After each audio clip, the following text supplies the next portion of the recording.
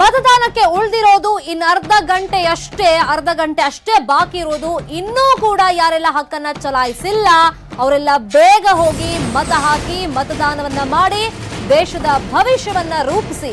ಇನ್ನು ಅರ್ಧ ಗಂಟೆ ಅಷ್ಟೇ ನಿಮ್ಗೆ ಅಧಿಕಾರ ಇರೋದು ನಿಮ್ಮ ಕರ್ತವ್ಯವನ್ನ ಮೆರೆಯೋಕೆ. ಒಂದ್ ವೇಳೆ ಇವತ್ತಿನ ಚಾನ್ಸ್ ಮಿಸ್ ಆದ್ರೆ ಇನ್ 5 ವರ್ಷ ನೀವು ಯಾರನ್ನೂ ದೂರಂಗಿಲ್ಲ, ಯಾರ ಮೇಲೂ ಕೂಡ ಕಂಪ್ಲೇಂಟ್ ಮಾಡೋಂಗಿಲ್ಲ. ಯಾಕಂದ್ರೆ ನೀವು ಒಂದ್ ವೇಳೆ ವೋಟ್ ಹಾಕಿದ್ರೆ ಮಾತ್ರ ನಿಮ್ಗೆ ಅಧಿಕಾರ ಇರುತ್ತೆ, ಹಾಕಿಲ್ಲ ಅಂದ್ರೆ ವೇಸ್ಟ್ ಆಗಿ ಹೋಗುತ್ತೆ ನಿಮ್ಮ ವೋಟ್. ಜೊತೆಗೆ ನೀವು ಯಾರ ಮೇಲೂ ಕೂಡ ಕಂಪ್ಲೇಂಟ್ ಮಾಡೋಂಗಿಲ್ಲ, ಯಾರ ಮೇಲೂ ಕೂಡ ಬೈಯಂಗಿಲ್ಲ. ಬೆಂಗಳೂರಿನ ಮತದಾರರೇ ಬೇಗ ಹೋಗಿ ವೋಟ್ ಮಾಡಿ. ಇನ್ನು ಅರ್ಧ ಗಂಟೆ ಬಾಕಿ ಇದೆ.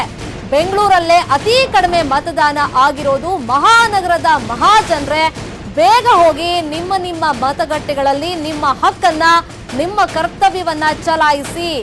ಯಾಕಂದ್ರೆ ಬೆಂಗಳೂರಲ್ಲಿ ಈಗ ಕಡಿಮೆ ವೋಟಿಂಗ್ ಆಗಿದೆ ಅನ್ನೋ ಮಾಹಿತಿ ಸಿಕ್ಕಿದೆ. ಮಹಾನಗರದಲ್ಲೇ ಜನರು ಯಾಕೋ ನಿರಾಸಕ್ತಿಯನ್ನ ತೋರಿಸ್ತಾ ಇದ್ದಾರೆ ವೋಟ್ ಮಾಡೋದಕ್ಕೆ, ತಮ್ಮ ಹಕ್ಕನ್ನ ಚಲಾಯಿಸೋದಕ್ಕೆ. ಇನ್ನೂ ಅರ್ಧ ಗಂಟೆ ಬಾಕಿ ಇದೆ.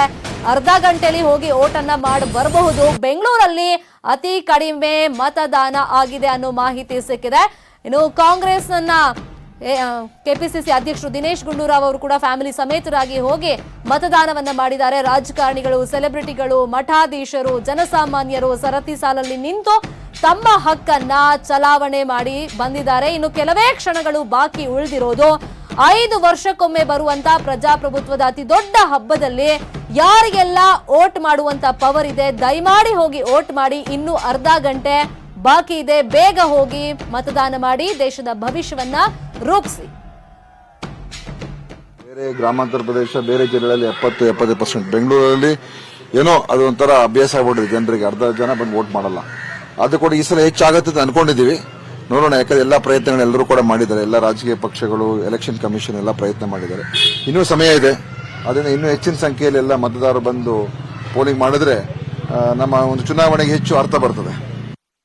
ಬೇರೆ ಗ್ರಾಮಾಂತರ ಪ್ರದೇಶ, ಬೇರೆ ಜಿಲ್ಲೆಗಳಲ್ಲಿ 70-70%, ಬೆಂಗಳೂರಲ್ಲಿ ಏನೋ ಅದು ಒಂಥರ ಅಭ್ಯಾಸ ಆಗ್ಬಿಟ್ಟಿದೆ ಜನರಿಗೆ.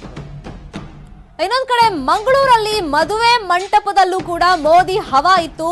ವಧುವರರು ಕೇಸರಿ ಶಾಲನ್ನ ಬದಲಾಯಿಸಿ ಜೈಕಾರವನ್ನ ಹಾಕಿದ್ದಾರೆ. ಕುಲಶೇಖರದ ಹಾಲ್ನಲ್ಲಿ ನೀತಾ ಹಾಗೇನೆ ಜಯಂತ್ ಮದುವೆ ನಡೀತಾ ಇತ್ತು. ಸಾಮಾನ್ಯವಾಗಿ ಮದುವೆ ಅಂದ್ರೆ ಅಲ್ಲಿ ಹೂವಿನ ಹಾರವನ್ನ ಎಕ್ಸ್ಚೇಂಜ್ ಮಾಡ್ಕೊಳ್ತಾರೆ. ಆದ್ರೆ ಇಲ್ಲಿ ಆಗಿರೋದು ಕೇಸರಿ ಶಾಲಿನ ಬದಲಾವಣೆ. ಮಂಗಳೂರಲ್ಲಿ ಈ ವಿನೂತನವಾಗಿ ಮದುವೆ ಮಂಟಪದಲ್ಲಿ ಮೋದಿ ಬಗ್ಗೆ ಜೈಕಾರ ಕೇಳಿ ಬಂದಿರೋದು ದೃಶ್ಯದಲ್ಲೂ ಕೂಡ ನಾವು ನೋಡ್ತಾ ಇದ್ದೀವಿ. ಕುಲಶೇಖರದ ಹಾಲ್ನಲ್ಲಿ ನೀತಾ ಹಾಗೇನೆ ಜಯಂತ್ ವಿಭಿನ್ನ ರೀತಿಯಲ್ಲಿ ಇವತ್ತು ಮದುವೆ ಆಗಿದ್ದಾರೆ.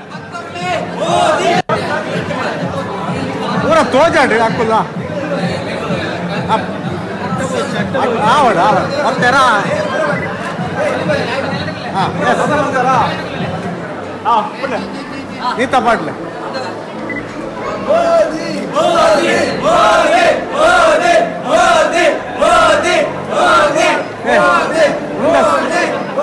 ಮುಂಡಸ್ ಕಟ್ಲೆ ಮುಂಡಸ್ ಮುಂಡಸ್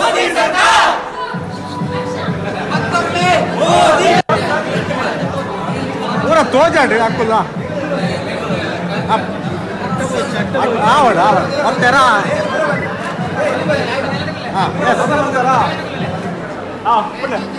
ನೀತಾ ಪಾಟ್ಲೆ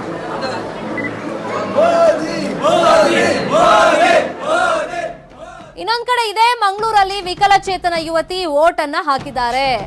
ಇವಿಎಂ ಬಟನ್ ಒತ್ತಿ ಮತದಾನವನ್ನ ಕಾಲಿನಲ್ಲಿ ಇವರು ಹಾಕಿರೋದು. ಯಾಕಂದ್ರೆ ಅವರು ವಿಕಲಚೇತನೆ, ಕೈ ಇಲ್ಲದ ಯುವತಿ ಕಾಲಿನಿಂದ ವೋಟ್ ಮಾಡಿ ಗಮನವನ್ನ ಸೆಳೆದಿದ್ದಾರೆ. ಫೋಟೋಸ್ ಅಲ್ಲೂ ಕೂಡ ನಾವು ಅಬ್ಸರ್ವ್ ಮಾಡ್ತಾ ಇದ್ದೀವಿ.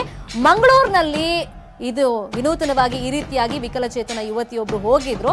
ಅವ್ರಿಗೆ ಪಾಪ ಕೈ ಇರಲಿಲ್ಲ ವೋಟ್ ಅನ್ನ ಹಾಕೋದಕ್ಕೆ. ಹಾಗಾಗಿ ಕಾಲಿನ ಮುಖಾಂತರವಾಗಿ ಬಟನ್ ಅನ್ನ ಒತ್ತಿ ಇವಿಎಂ ನಲ್ಲಿ ತಮ್ಮ ಹಕ್ಕನ್ನ ಚಲಾಯಿಸಿದ್ದಾರೆ.